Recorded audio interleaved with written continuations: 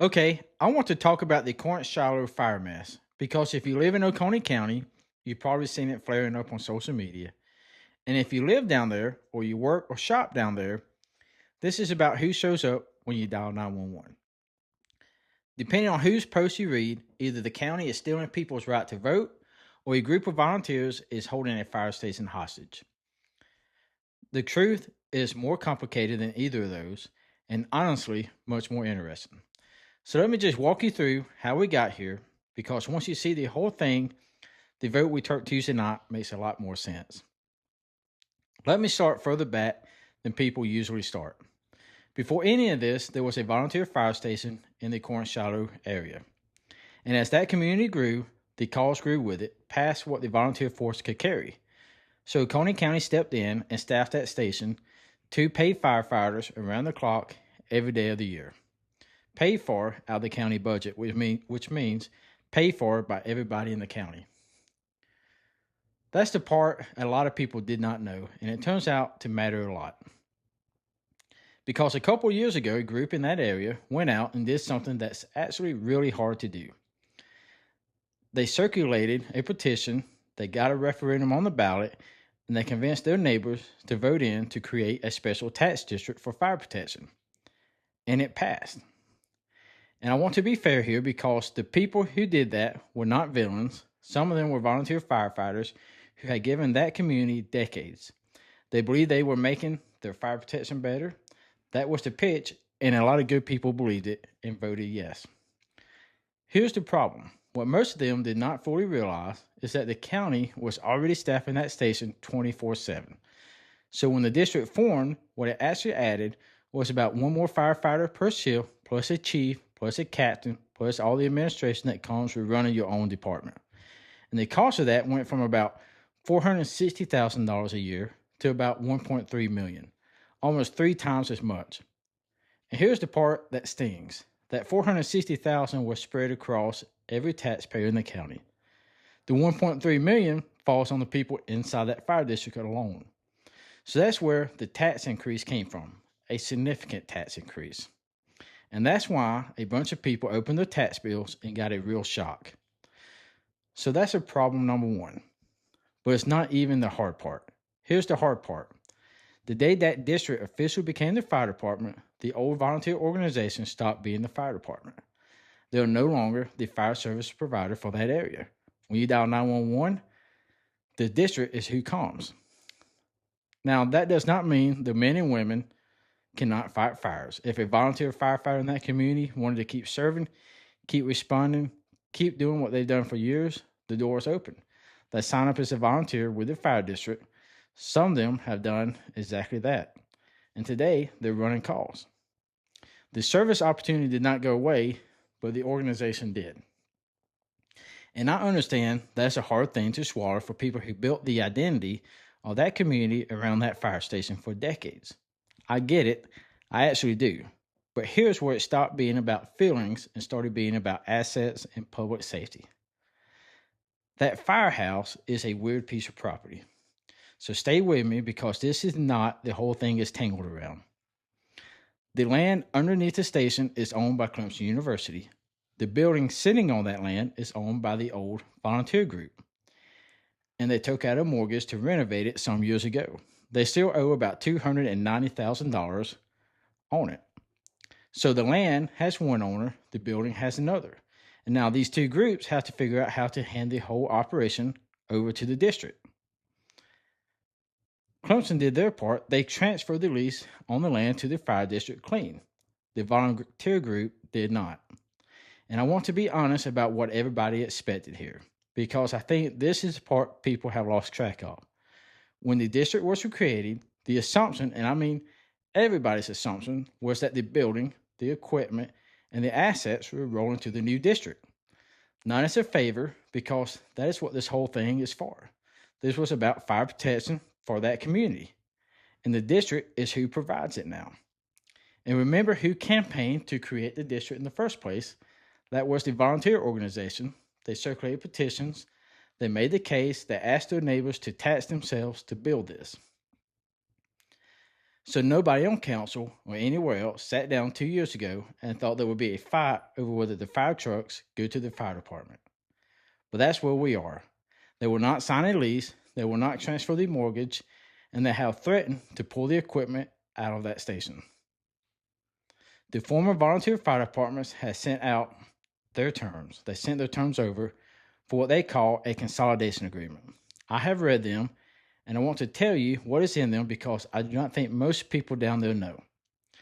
They want to keep ownership of all of it. Every truck, every piece of equipment, the district will lease it back, and the lease will be non-exclusive, meaning the volunteer organization keeps the right to access, process, and operate the equipment. And here's the one that stopped me. Any change to that apparatus will require their approval.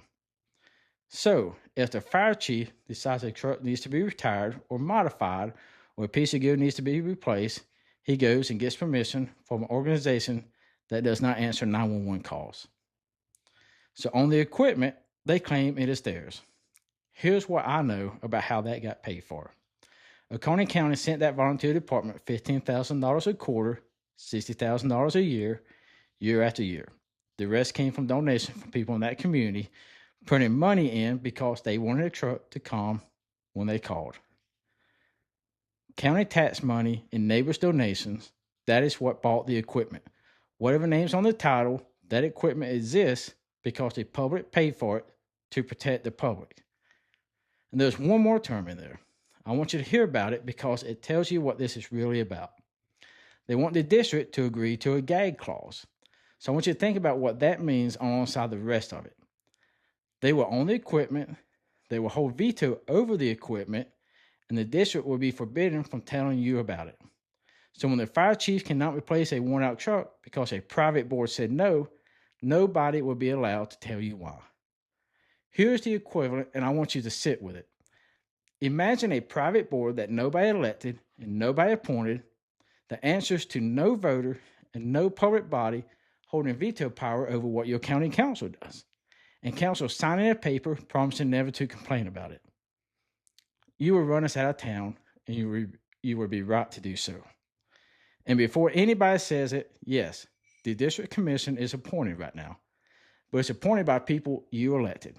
It answers to council in public session, it submits its budget in public, it gets audited every year, and it follows the Freedom of Information Act. There's a chain, and the chain ends at the ballot box. This former volunteer board answers to its own membership and nobody else. That is the difference, and it's the whole difference. So I'm not going to tell you these folks have no legitimate grievances. Some of them gave to that community for decades, and they are hurting over how this went. That's real, and the history and the names and the awards and all that should be honored. Nobody's fighting them on that. But the equipment the public paid for belongs under the control of the people who actually answer the call. That's not a hard question. I said this during Tuesday night's meeting, and I will say it here. Whatever the fight is about, you cannot use fire trucks as the bargaining chip. Public safety is the one thing that has to sit outside this argument. The second it becomes a weapon, the people who lose are the folks in that district who just want somebody to come when they call. So that brings us to the vote. The referendum did one thing. It asked the voters a single yes or no question. Do you want to create this fire district? It created the district. It did not create the commission, name the members, or say one word about how those members get chosen. All that came from county council. The commission, the seats, the terms, elected or appointed, every bit of the governance was written by this council in the ordinance. The voter authorized the district, council built how it runs. And we wrote it to be appointed for 2 years, then elected, figuring 2 years was enough time to get through the transition and hand it over to the voters clean. That transition has not gone smoothly. There's a bitter fight between the appointed commission and the old volunteer organization. Both sides now have lawyers. But that is exactly why I did not want an election on top of it. An election does not settle any of this mess. And when you drop a campaign into a mess this hot, you do not calm it down, you pour gas on it. And the people who need fire protection are the ones stuck in the middle. So settle the property first, settle the equipment, and then talk about how the commission gets chosen. It's a 2-year term either way. It comes right back around. And then Tuesday night, I did one more thing. And I want to be honest about where my head is on this. I asked their staff and their attorney to go study whether the county could dissolve this district entirely and just take back protection. And council voted with me to direct them to do that. Because here's the thing I keep coming back to. The county ran that station for $460,000 a year and did it well. If we can do that again, the people down there get their fire protection and they get their tax money back. I do not have the legal answer yet. We gave them 90 days to report back. This thing was created by a vote of the people. You do not get to just undo that casually, if we can undo it at all. That is exactly what I asked the attorney to figure out. So now somebody will say, well, there's another fire district in the county, Kiwi, and you're leaving that one alone. And that's true. But Kiwi is a secluded residential area that funds its own protection. And the people paying for it are the people using it. Corinth-Shiloh is a commercial corridor. The shopping, industry, restaurants, the county airport, the whole county drives through it and uses it. To me, something the whole county uses is something the whole county ought to protect. So that's where we are. Nothing's finished. The property fight and the battle over the equipment is still ongoing. The lawyers are still at it. In 90 days, we'll have some options on the county side. And there's a public hearing on August 4th where anybody who wants to come tell me I got this wrong is welcome to do exactly that. I know this stuff's in the weeds, and most people never think about who owns the building their fire truck lives in until it becomes a problem. But it became a problem, and it is your money and your safety, and you ought to know how it actually works.